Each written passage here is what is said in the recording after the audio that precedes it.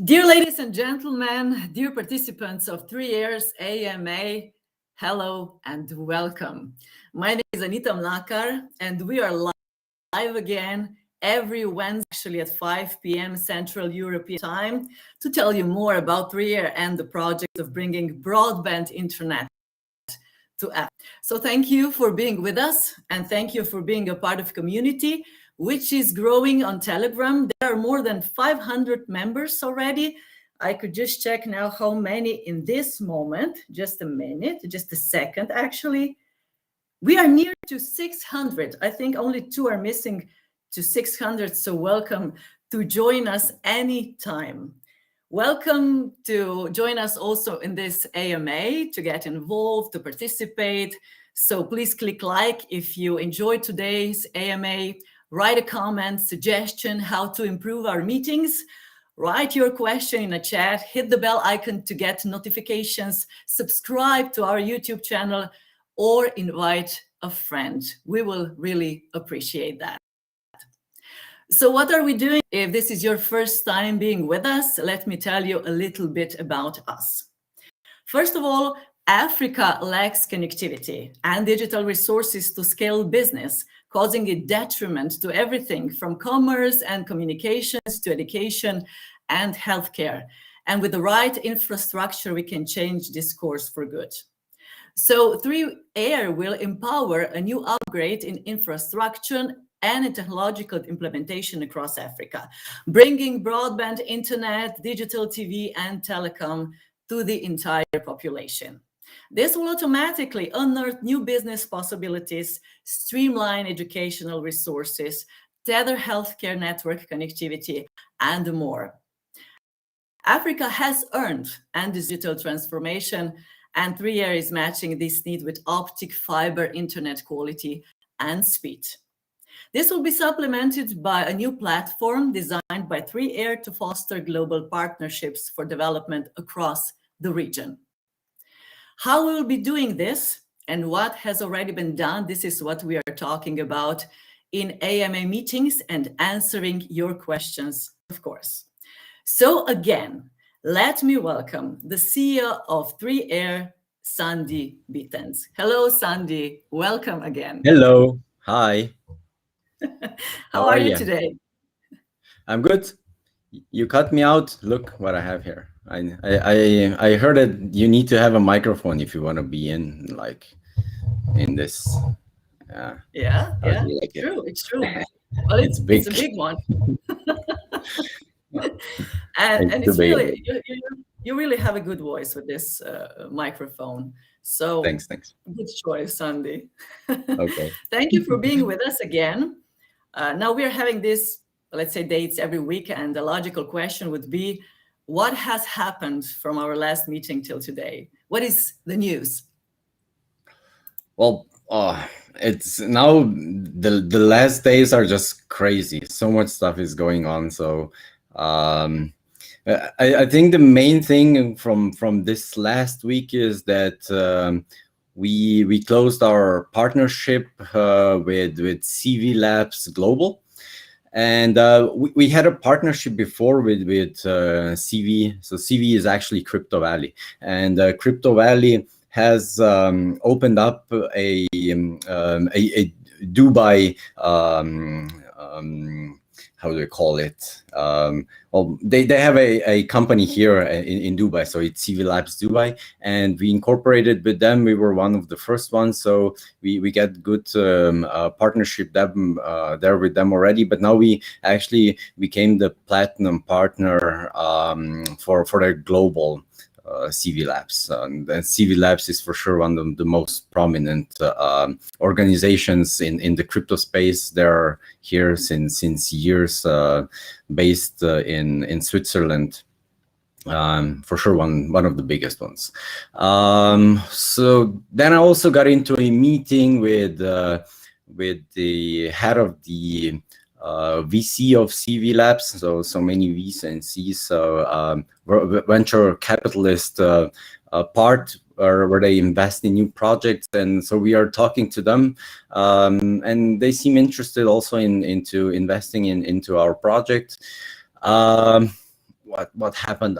I had an AMA on Telegram, so I was actually chatting with some guys that I didn't know, and they said, "Look, come on onto our AMA," and I was like, "Yeah, sure, why not?" And I thought like we'll have an AMA like me and you here on YouTube, but then it was like on Telegram, and I was it was midnight, and I was like, my fingers were smoking from all the writing. So it was like an AMA on Telegram chatting.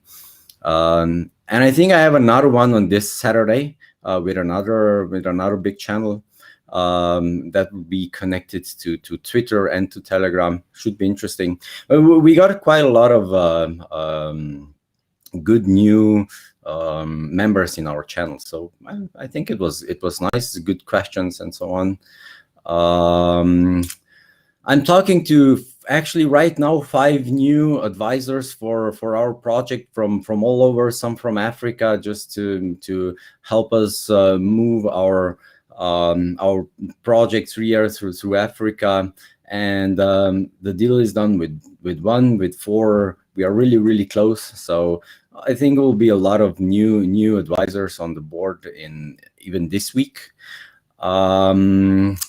Actually, already from this talking, we got invited from another African country to we've been asked when we want to come there and build an infrastructure for them. So they might be even interested also into investing just to get the infrastructure themselves. So really positive news. I cannot say anything else. I'm right now making and trying to finalize the deal for our appearance on an event. It's the Decenter event in Miami on the 30th of November. So it looks like we'll be present there.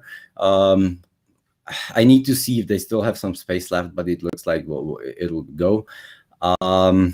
We're really good on track with our private pre-sale. We closed a few good deals. Even one was at the max allowed, so max ticket was sold. Twitter and Telegram grew crazy good, so we are now at as you said, 600 people on both, on Twitter and on Telegram. We are good on track for our public pre-sale on the 26th, and I'm pretty sure that Roken can also comment a bit on that. What else happened? I hurt my back, so I'm like really having hard time walking. But what I can do really good is sit behind the computer and do the work. So that's good. Now nobody bothers me. I cannot go into any meeting, so everything is just done from the computer.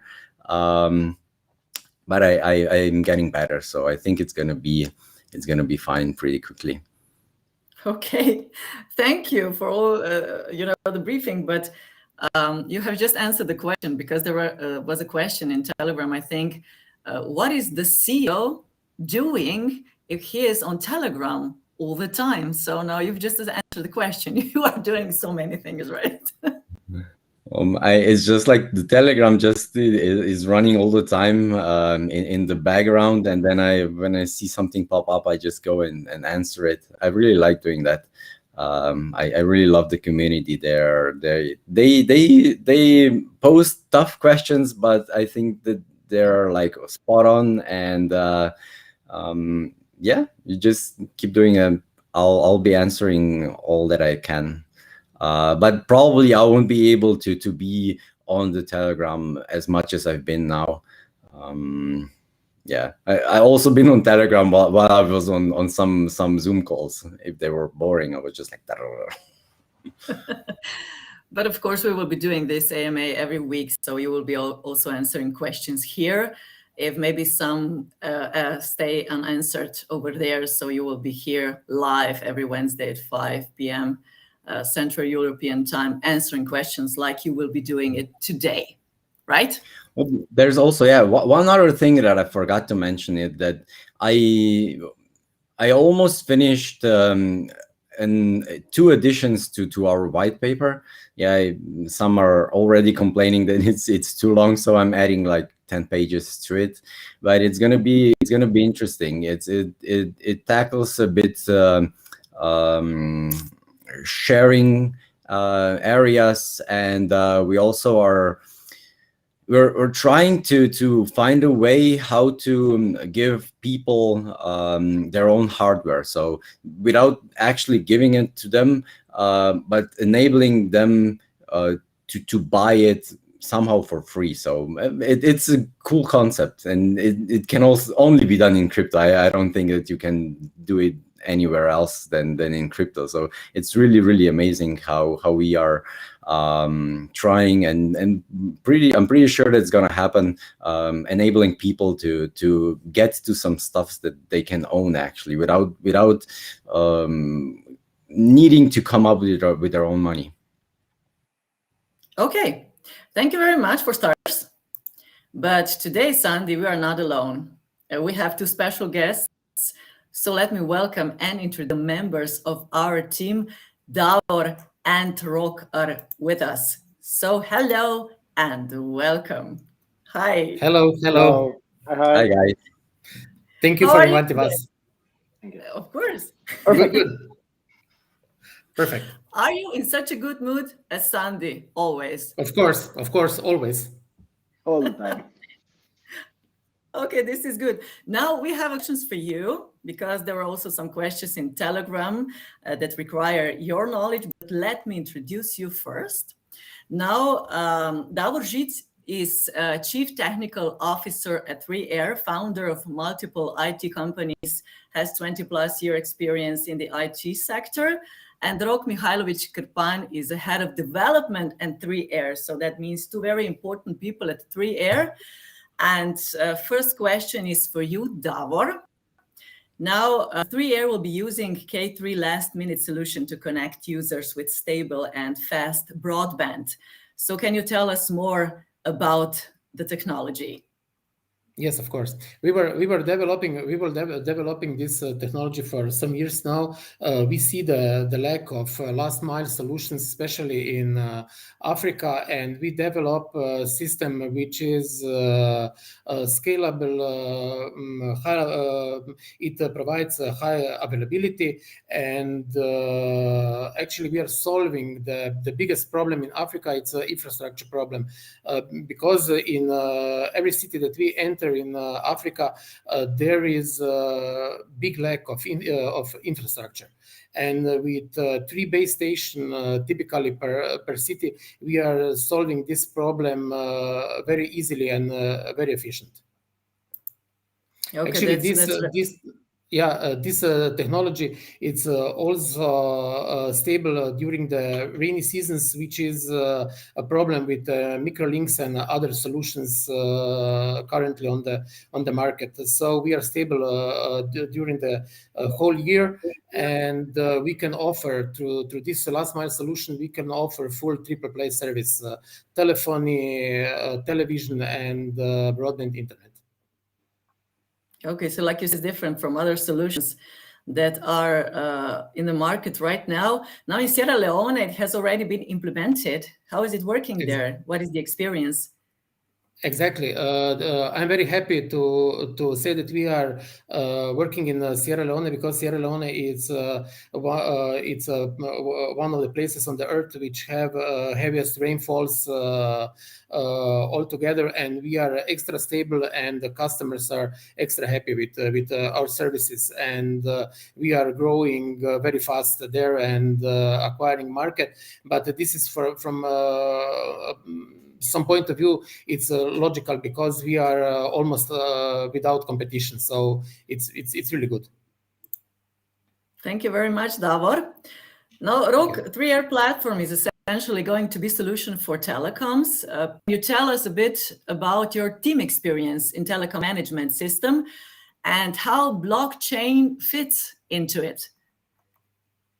Okay, so as Davor mentioned, Africa has a big problem with the whole infrastructure. So it has first on that part, and the second part is the problem in the actual payment infrastructure and the digital identity infrastructure, because the users have a problem. They have, I mean, a lot of users don't even have any means of identifying themselves, which is kind of mandatory if you want to get a telecom subscription or something.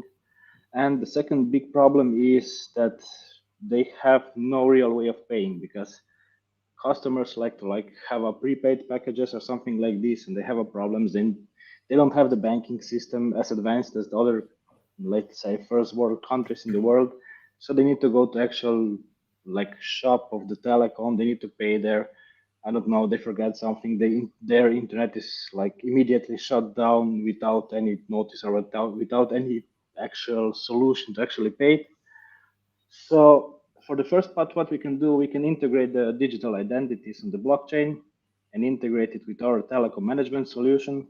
So the user has the full control over their identity. They can just go to the shop, don't have a problem. They can have a phone, have any other means of providing their digital identities to the company. They can use this to identify to other telecoms, or even go to some other country and use it there, which solves one big part of our problems. And the second problem is the payment thing, because as I said, they don't have as advanced banking system that we use in the other parts of the world. So the Trier platform would really help them solve their problems, so they can pay their bills on time. They have some way of paying for everything. And then there also comes the bandwidth sharing and the data sharing that we want to implement, which we can use, or they can use to earn some money. I don't know, maybe they have a little bit of data over left at the end of the month. They can share it to someone else, or I don't know, through the day, maybe they're at work or somewhere, they have free bandwidth available at home. So why don't use this opportunity to share this bandwidth with maybe someone that goes by on the street, or I don't know, anybody that needs it. Maybe share it with their friends. Yeah, it sounds great. This will change their lives a lot, right? It will be a big difference. Yeah, everybody we talk to, it's kind of revolutionary to them, because they had, at the moment, they have no other way of doing this. I mean, as we see it, at the current state of the Africa and everything, the actual blockchain and the integration is the only thing that's able to actually solve these problems. Yes. So everybody's welcoming this solution and this broadband internet in Africa. And I'm glad you went on and are doing this. So now a lot of people, Rok, are asking, how many developers are you currently leading in your team? At the moment, our team consists of 22 developers in the different areas of development. Some are developers on the lower level, some IoT infrastructure or hardware development. Then we have server and backend developers. We have a front-end developers for the websites and the mobile pages, mobile applications. So that's it from our side. Okay. Thank you. So it means a lot of people are actually in this project, so yeah. No concern about that. Sandi, is there something else you would like to ask Rok or Davor regarding their work and their field? Let's maybe see if some community members have any questions for our technical guys. But maybe Davor, I know he's really knowledgeable. I think he's a bit scared about talking about the technology. But I think we have really knowledgeable people in the community, and they for sure want to know some other nitty-gritty details about how we actually do it. How is it possible to get this over air, and how does this differ from the mobile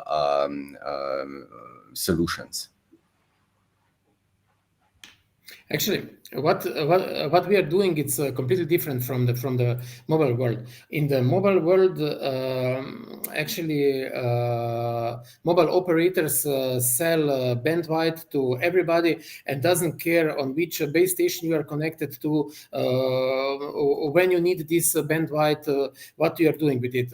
In our technology, we know exactly for each user where he is connected, how much bandwidth he will pull, and everything, and we can provide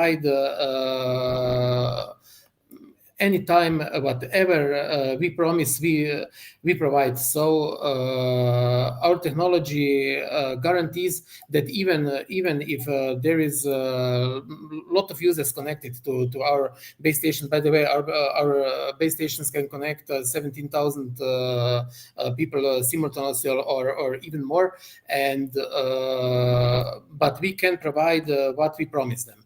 And in the mobile world, this is there is a big difference, because if there are only few people connected to the base station, they will get bandwidth without any problem. If there is a high amount of people around this base station, the quality of transmission will degrade to this level that even simple WhatsApp message or something like this will not be delivered anymore.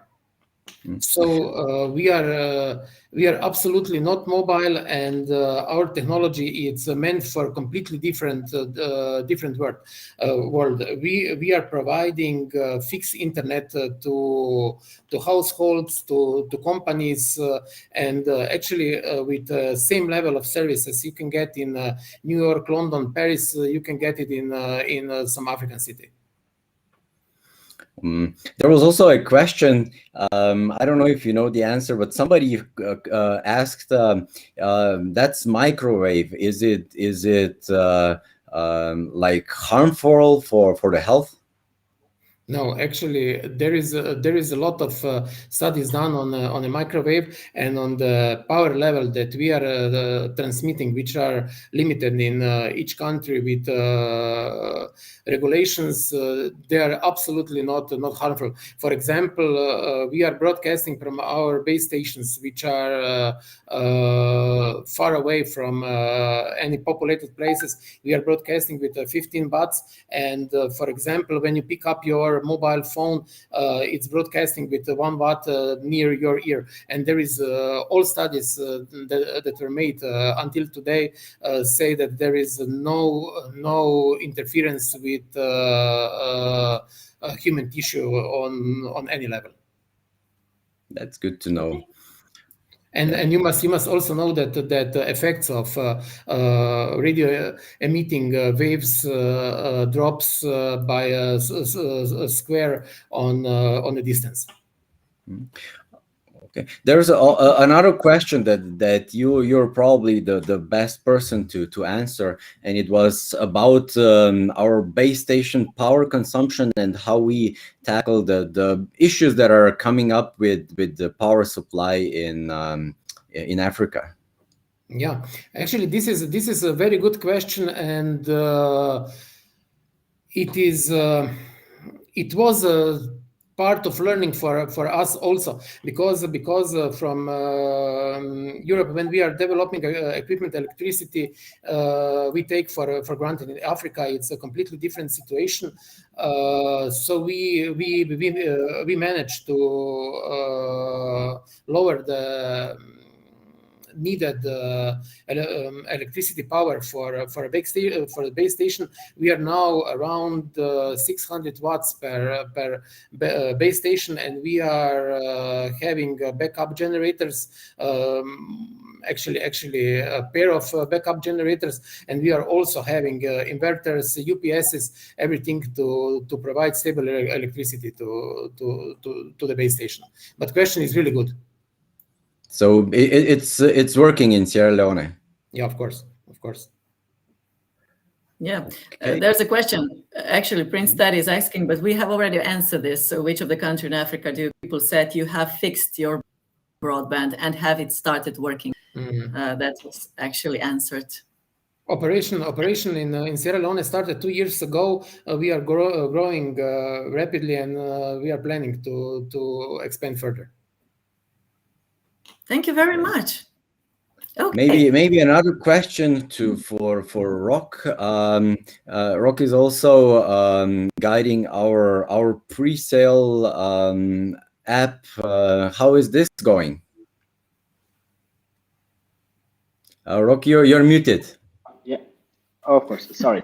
So like, I think we are actually progressing like really good. We already have like blockchain integrations in place for the actual payments of the tokens and TDR. We also have an integration with our KYC providers and everything. So we are like expecting to have like our internal alpha version ready in the next few days, just for us to see it and discuss the further development to be ready on time. So we are good to go on 26th, and I didn't tell you yet, but I promised our guys that are in early that they'll be able to do the KYC a few days up front, just to give them a bit of an advantage. Not a problem. Right. I think we don't have a problem with this, so we can have this. Okay, so here you go. You'll be able to, the ones that are in early will have an advantage and can do the KYC up front. That's good. Okay, I think we'll what? So everything is under control, right? Everything going smoothly at the moment. Okay. Cool. I think we'll be having you on, for sure, a few more times. So we'll be talking a lot more when we start building in new countries and developing the platform further and so on. So thanks for being here. Thank you very much, Rok and Davor, for being with us. It's really nice to meet other members of the team. It was a pleasure. Enjoy the evening, and Sandi and me will be continuing this conversation, asking some more questions from our community. So thank you very much for being with us. Thank you very much for inviting us. Thank you. Bye. Bye. Bye. Now, Sandi, we will continue this. A lot of questions were being about you. So maybe we should speak a little bit more about you. Who is the man behind this great project? Now, what would you really want to tell about yourself? Do you want me to ask the questions, or could you just do a short introduction? I wasn't really ready for this, but well, I don't mind, sharing a bit my life story. So it began very, very early with a few problems I had. So as a kid, I was really sick. I had asthma, bronchitis. So even to the part that I was absent in primary school for more than half the time, and had to make everything up afterwards. And my first visit to the hospital was, I think, when I was 9 months old. So I spent a lot of my childhood in hospitals and so on. So it was really, really a thing that I think, somehow marked my life. It was I wasn't able to do a lot of sports. I was really, really bad at sports. So when we were in school and we were picking teams for who wants to be in a team for, I don't know, basketball or football or whatever, I was always the last one standing there. Nobody wanted me. And everybody was always telling me, you can't do that and you can't do this, and you're sick, you shouldn't do that. And so I was really kind of okay, maybe I'm not capable of doing it. And that that hold on to me for a long time. And actually, the first really important thing that I've done was where I was really good at was sports, in sports way. I was always good in school, so let's say it like this. I was always good in school, but sports wise, I started diving when I was 20 years old, and I fell in love with free diving. And I don't know if it was because of my asthma and bronchitis. I was really good at holding my breath. So I started a local club for free diving. Was probably one of the first ones in that space worldwide, doing some research and some crazy stuffs around that. So I also started competing in our national championships, and I was part of the world championships. And actually, at one point in time, I decided I want to do a world record. So I've done a world record that still stands. I was free diving in a pool 50-meter long from one side to the other for 24 hours, and I made 51 kilometers and 100 meters underwater in 24 hours. So that's kind of, that's kind of empowering for yourself in the end. And then you start believing in yourself, and then things start moving, and you just do the things afterwards that you weren't able to do before, but nothing else changed. Everything just changed in your head. It's like this. Afterwards, and also through this, I kind of healed myself. I don't have a problem with asthma. I don't have a problem with bronchitis. I changed my diet. I started working out a lot, and so I then done a few courses, and also some really in-depth studies with people in that are really big names in functional medicine. So I've been a functional medicine practitioner since 10 years now, but laid that a bit off lately, just because of the crypto space that pulled me in back again.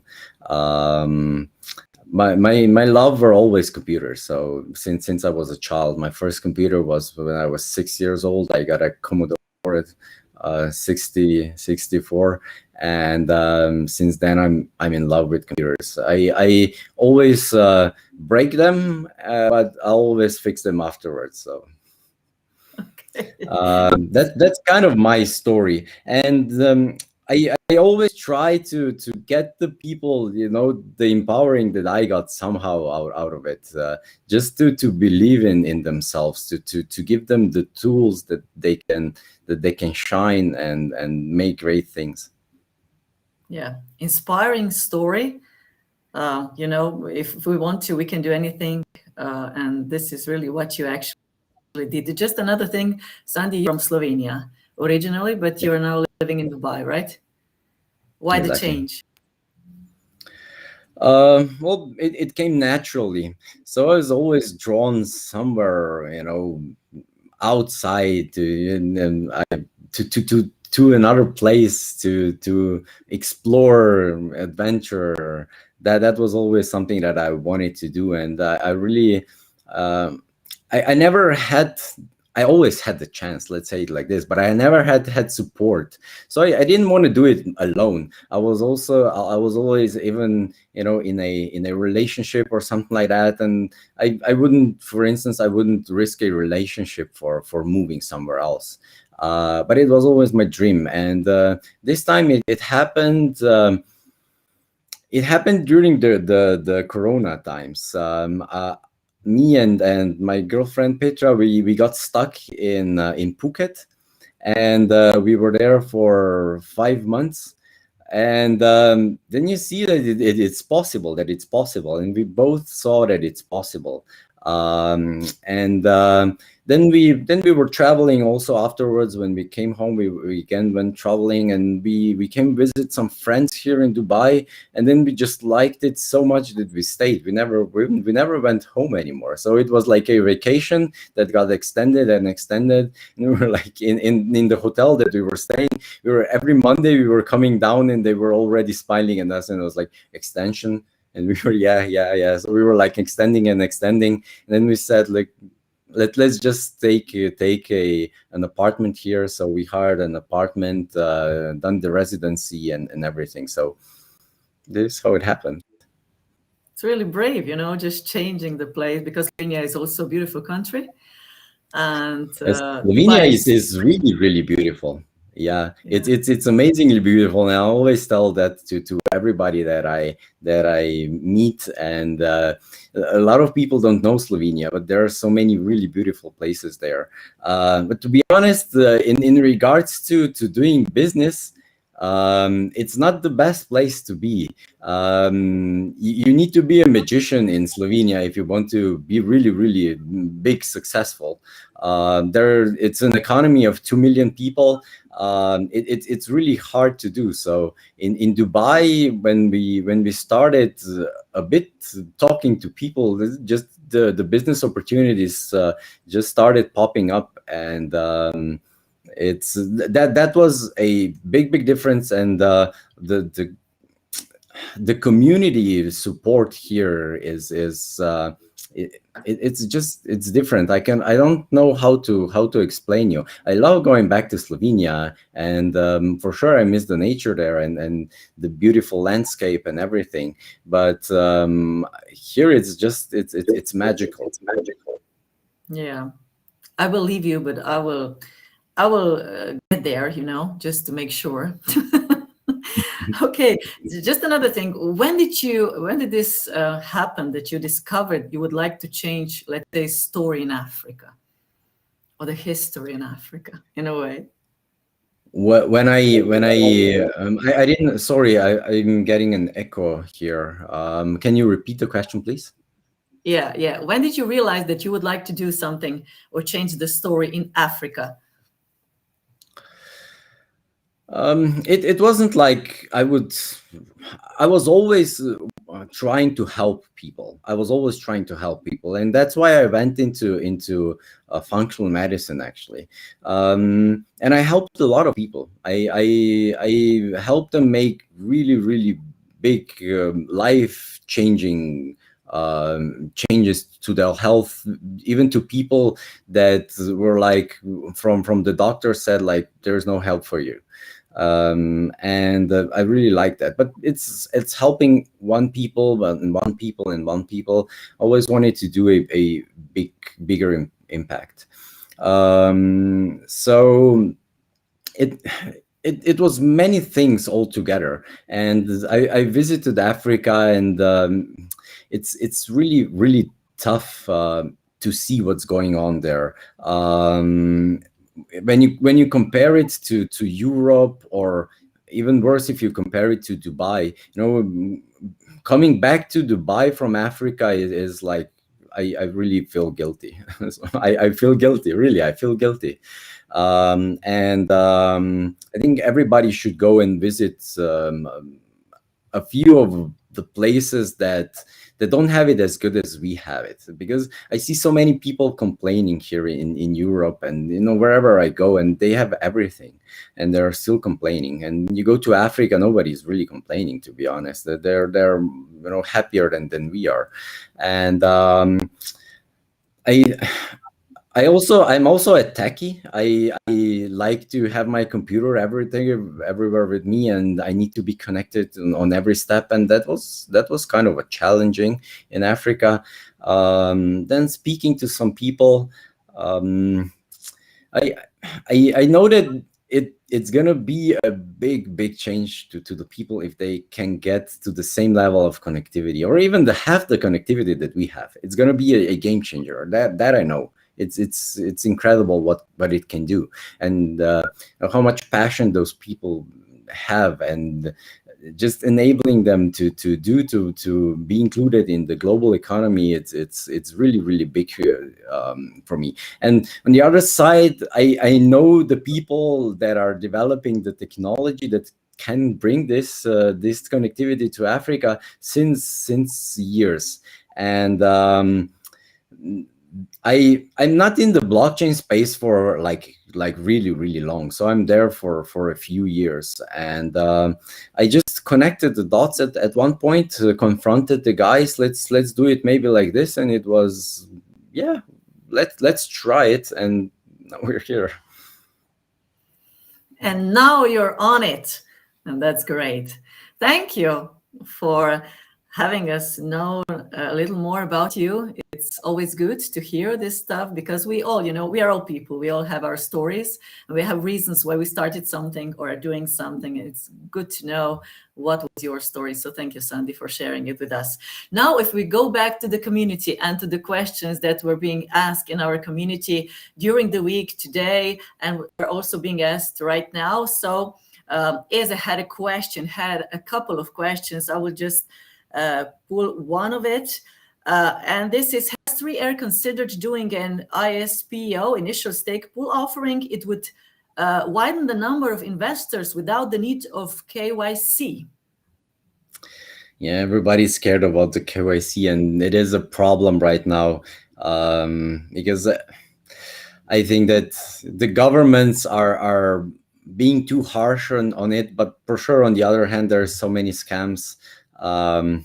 We did think about it. So our main problem with this type of launching is that we need the investment up front. So if we want to open up a country, we need the 8-10 million up front if we want to open it up and cover it with networks. So and then we need another 5 a few months later, just to have everything in stock and so on. So that's why it's a bit of a problem doing it that way, because how we get the capital there is month by month, like bit by bit, and that's not what we need right now to be able to expand as fast as possible. But we are thinking maybe we'll do something in between. So we'll be doing our launch as it is, but maybe we'll open up our own staking pool, and if people would like to stake, we could potentially distribute some free tokens to the people that are staking there. But it's an idea that actually came from a community member, like a few hours before our AMA today. So I cannot say we are doing it or we are not doing it. So if I would need to say if we are doing it or not, I would say no. But it's not something that we would say right now we are, that we will or will not do. It might come up in the future. Let's see how the community, if they really want it, and if it's possible for us to do. I think there are a few ways that we could somehow do something in between. But this is for sure going to be an IDO as we planned it, and that's going to be on top of it if we decide to do it. Okay, here is another one. Although World Mobile is in direct competition, if a consumer has a choice between 3R and WMT, what is 3R's value proposition, especially if the cost is higher?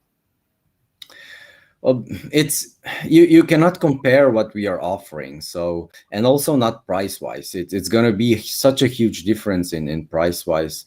So we are offering dedicated speeds. We are offering really high quality internet, and I don't even think that we are going to come across people that would be able to decide between one and the other, because we are focusing on right now on big cities, and World Mobile, they're focusing right now mostly on rural areas. So at least it's going to be at least 5 years, if not more, before we somehow come into the same space, and that we would be able to talk to the same customer.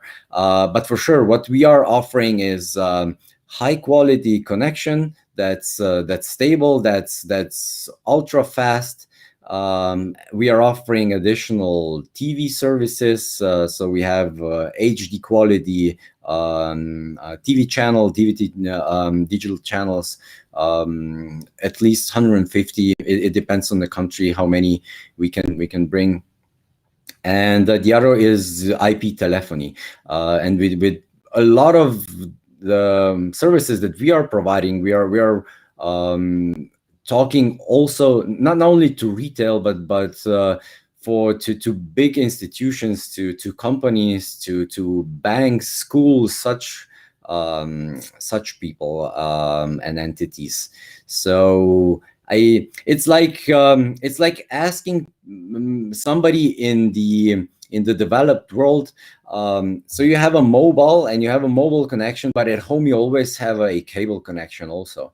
It's the level of service that you have on your cable connection that we are actually providing. So this is our added value. Okay. Joseph has asked the question, how does 3R plan to bring the project to the attention of the crypto market? Do you have any plans for marketing, etc.? Well, marketing is the thing that's on my mind all the time right now. I didn't think about it so much before. We did do a marketing strategy with a prominent company from the crypto space. So the plans are big. We set aside actually $500,000 just for marketing. So I think that first things are already starting to show. We are growing in numbers, and I'm pretty sure that within a week we'll have 3,000-4,000 people probably in the Telegram channel, and Twitter even more probably. So it is. We are going into some press releases. We are going, as I said, we are right now trying to get into the center Miami. That's going to be probably one of the biggest events out there, and we will be present in a few events here in Dubai. So Brave ads are running, Twitter ads are running. We'll be on some AMA channels. We got some influencers in. There's so many things that are right now cooking in our marketing department. But maybe I'll bring Ruba, our marketing specialist, on a call, and she can answer the questions a bit more in depth. I just know that a lot is happening, and I see the movements, but the right explosion, we are still waiting a bit to pull the trigger just at the right time before the public sale starts. Okay. Yanni asked, I'm wondering why the required amount for participating in private sale is so high. For example, Kik asked only $10,000. Yeah, we just said we are having a big public round, and we structured. We really didn't make a big difference in price from the private to the public. So the last private actually is 5 cents, and the public is 6 cents. So I don't think that you can find another project that has so little difference between the public and the private. So everybody will be able to go into the public sale, and there we have only $600 the minimum ticket. But the majority is actually intended for the public. So it's like 3 or 4 times more than for the private. And but the private is intended for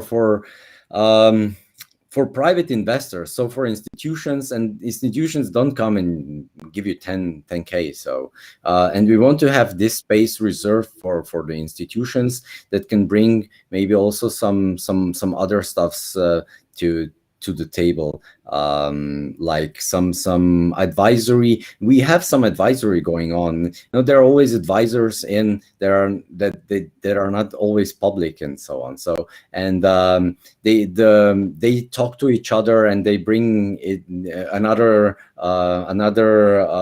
VC fund in. So that's why we structure it like that. So it's intentional. It's for bigger investors. It's intended for bigger investors, and I really think that our structure is one of the best ones out right now for the public. It's going to be hard if you go and look how everybody else has their cells structured in regards to the public community as we have. And also the price. I think that we are not here to become billionaires or something like that, and we really want to share a lot with our community. We want to help, and that's why the price is set as low as it is. If you compare similar project to ours, so we have like a billion tokens out, and the price is 6 cents. I think that's for comparison to other similar projects, it's probably going to be 1/4 of the price of the pre-sale price that you would be paying, or even less. Okay. Now Andrew is wondering, is there a YouTube video on how to participate in the token pre-sale? No, it's not yet out. So we'll be providing that one, but it's still a few days till then. The public sale starts on the 26th, and by the 26th we will have that ready. But it's not yet ready because we do have the app ready, but not fully designed and not fully polished, and we cannot film it on something that's not being published yet and polished. So and might also a bit change. So we are working out the details, and once the details are done and we are ready to start the public sale, we'll also have the videos out. Yeah. Okay. Can someone be an ambassador of 3Air? For sure. If you want to be an ambassador, I think the best one is to contact us on Telegram. So contact one of the admins, and they'll provide you with they'll ask you some questions probably, and then they'll provide you with some instructions and so on. But we don't have it fully worked out yet. There are no ambassadors yet, but yeah, it is a plan, and we are planning to do it in the next few days. Okay. Nico has a question. You said you have a working tech. Is there any working install base as proof of concept or something?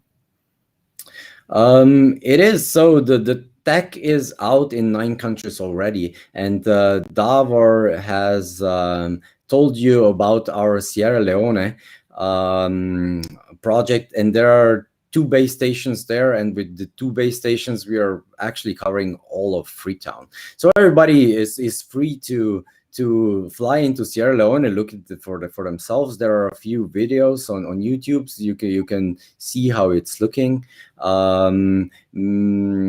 If you fly to Sierra Leone, just let me know. I'll hook you up with some of our managers there, and they'll show you around a bit. And but I think that let's see, is Davor still here? Davor can tell you a bit, and maybe he even promises us to send us some pictures. Davor is still here. What do you say, Yes. Davor? People want proof that we've done it. Yeah, actually, we are very proud to show the proof.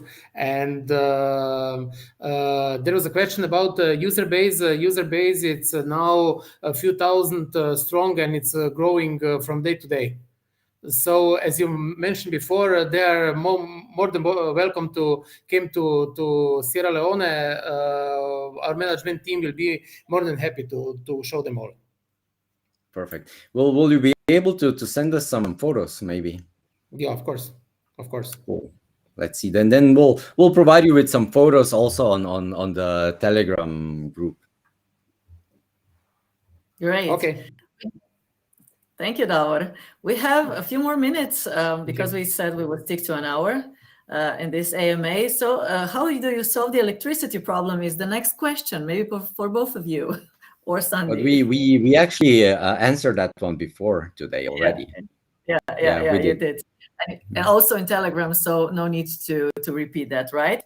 Yeah, Davor told everything. So you should just rewind a bit and you'll hear the answer to that question. Okay, now just to check a little bit about the questions that are being asked right now during this live AMA. And there is a question from ASIC asking about John O'Connor being involved in 3Air. So maybe just a word or two, because you were already clarifying this. Sandi, could you answer a little bit about that? Yeah, John is a dear friend. So I've known him for a long time, and he's very well aware of the project. And we talked in length about him. He helped us quite a lot during all the time up until a few days ago, where he said, "Just look, guys, I cannot do it. I just can't. It's impossible." And he also made a statement there in our Telegram channel, and whoever wants should just contact him directly, and he'll tell you himself what he thinks about the project. But he is very well aware. Denali is actually in our Telegram group. He sees everything. So if we would talk something that's not true or something like that, believe me that IOHK and both of them would be telling that out loud. Okay, so we have clarified this now also live. Prince Teddy has a question, and he said, you said in your white paper that very soon you will come to Nigeria. Have you concluded the Nigeria government and have gotten all the licenses required? Davor, you take this one. Yeah, actually, for Nigeria, a lot of things are prepared. We obtained the ISP license. We also have a reserved frequency for operations. So a lot of things were made on the ground. Okay, thank you. I think this will be the last question. Will there be a point where the US investors can participate in the near future? Because they're excluded right now because of the clarity of the sea. I think you need to post this question to the SEC or to Gary Gensler, or I think he's running it right now. But in the private, US accredited investors can participate in the private rounds, but not in the public ones. So for the public ones, not, but once it's on the DEXs, it's out of our control. So we cannot say if we put it on an exchange and you can register on an exchange, or if it's on the DEX and you can access the DEX, we cannot say you're not allowed to participate in it or buy it. So then it's up to everybody to decide for themselves. Okay. Now, we have answered most of the questions. Some have remained, but they were also, I think, already answered in the Telegram community. And I think it's almost time to say goodbye for this AMA, because we have been together for an hour. Time just flies by when we talk about this project, right? So yeah, there's an invitation at the end that you should join or check about 3Air. And this is about internet page where you can seek for more information. Then we have also a Telegram community, and you can join this community. We already have 600 members. I'm sure by during this time, we have already gained 600. It was 598, I think, in the middle. So it's really growing fast. You can also follow us on Twitter. And of course, subscribes to the YouTube channel. If you're not subscribed yet, you can ask your friends to join if they're interested about this subject. And there are so many ways to participate, to communicate with us, and we are really looking forward to that. Is there something else that the two of you would like to add at the end? That's it for this time. Let's stay below an hour. And Yes. I'm really happy to do this, and looking forward to next week. Thank you very much. Stay tuned. Thank you. Bye-bye. Bye. Bye-bye.